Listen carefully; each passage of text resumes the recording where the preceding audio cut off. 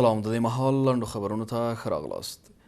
اجرایي رئیس عبدالله وایي سوله د افغانانو غوښتنه ده او په دې برخه کې باید له هر فرصته ګټه واخیستل شي. نوموړي چې نن یې په کابل کې یوې غونډې ته خبرې کولې وویل د جګړو د دوام له امله ډیری فرصتونه له لاسه تللي دي. عبدالله د جګړو له امله د ملکي تلفاتو ډیرېدو ته په اشارې وویل نور د ملکي او نظامي افغانانو تلفات د مالونو له دي او وسلوال مخالفین نشي کولی چې له نظامي لارو بریالي شي. نوموړي وسلوالو طالبانو ته وویل د سولې لارې بین الافغاني مذاکرات دي او نور باید روانې جګړې ته له سوله ییز لارو د پای ټکی کېښودل شي.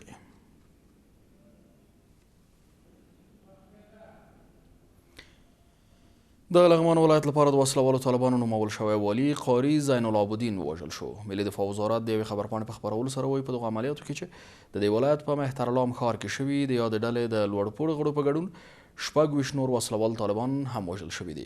خبرپاڼه زیاتوي چې په دغه عملیاتو کې د وسلوالو طالبانو 15 نور غړي ټپیان شوي هم دي.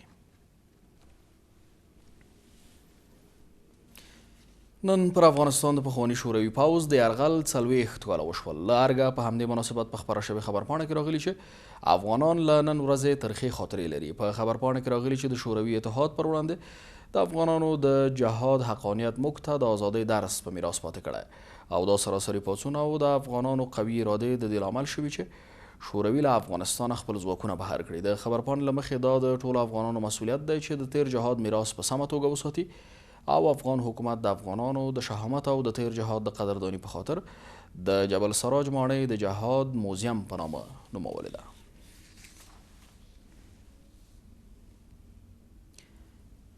د افغانستان امریکایي پوهنتون تړل کیږي. CNN ټلویزیون د امریکایي چارواکو له قوله خبر ورکړی چې دغه پوهنتون د مالي ستونزو له امله ممکن راتلونکی کال وتړل شي ځکه دغه پوهنتون لا هم نه دی توانېدلی چې پر ځان متکي شي.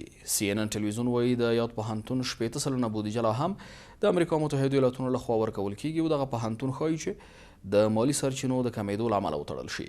په همدې حال کې د امریکا متحدو ایالاتونو د پراختیایي ادارې یوساید مسؤلان ویلي د افغانستان امریکایي پوهنتون د دوام د ملاتړ لپاره یې ژمنه نه ده کړې.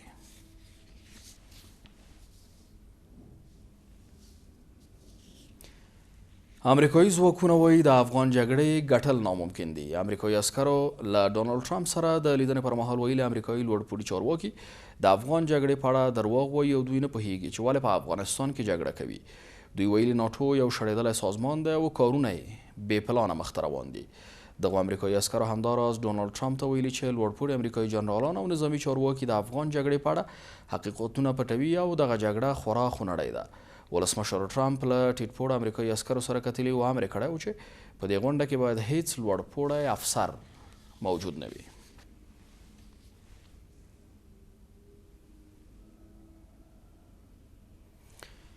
پاکستانی رسنۍ وایي طالب پلاوي په پېښور شورا کې چې ډیری طالب مشران غړي دي پر اوربند خبرې کړي او ډیری مشرانو یې له اوربنده ملاتړ کړی دی. دغه رسنۍ زیاتوي په کوټې شورا کې چې ډیری غړي یې طالب نظامیان دي پر اوربند اختلاف روان دی. په راپورونو کې راځي چې لا هم پر دې اوربند سختې مشورې روانې دي او د دې احتمال شته چې وسلوال طالبان ډیر ژر پر یو اوربند هوکړه وکړي او تر هغه وروسته د وسلوالو طالبانو مشر ملا هیبت الله په رسمي توګه اوربند اعلان کړي.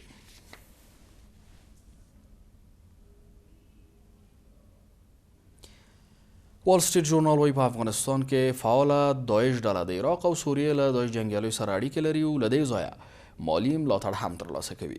سرچینه وایي داعش ډله له عراق او سوریې بهر تر ټولو زیات جنګیالي په افغانستان کې لري چې خراسان یې تر ټولو ستره بهرنۍ څانګه ده. تر دې وړاندې د سیمې هیوادونو په تیره روسیې او ایران هم په افغانستان کې د داعش په اړه اندېښنه ښودلې وه.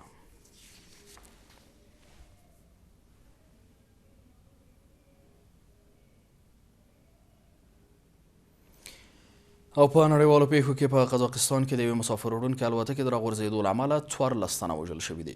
د راپورونو له مخې دغه الوتکه چې د بیګیر هوایي شرکت اړوند وه پکې نږدې 100 تنه سپارول او د یاد هیواد له الماتای هوایي ډګره پلازمینې نورسلطان ته تر الوتنې څو شېبې وروسته راغورځېدلې ده.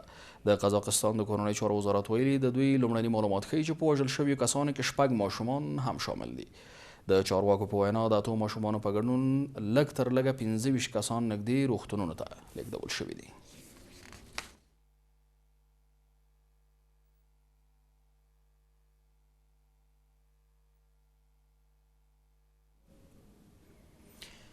او د امریکا متحده ایالاتونو ولسمشر ډانلډ ټرامپ ایران، سوریه او روسیې ته نوی خبرداری ورکړی چې په سوریه کې د ملکي وګړو وژلو ته د پای ټکی کیږدي. ډانلډ ټرامپ په خپلو تازه ټویټونو کې ویلي چې ایران، سوریه او روسیې د سوریې په ځینو ښارونو کې د ملکي وګړو وژنې ته ادامه ورکړې او ژر تر ژره دې دغه عام وژنه بنده کړي. ټرامپ ویلي که یاد هیوادونه د خلکو له وژلو او خونړیو هوایي بریدونو لاس وانخلي نو له سختو اقداماتو سره به مخ شي.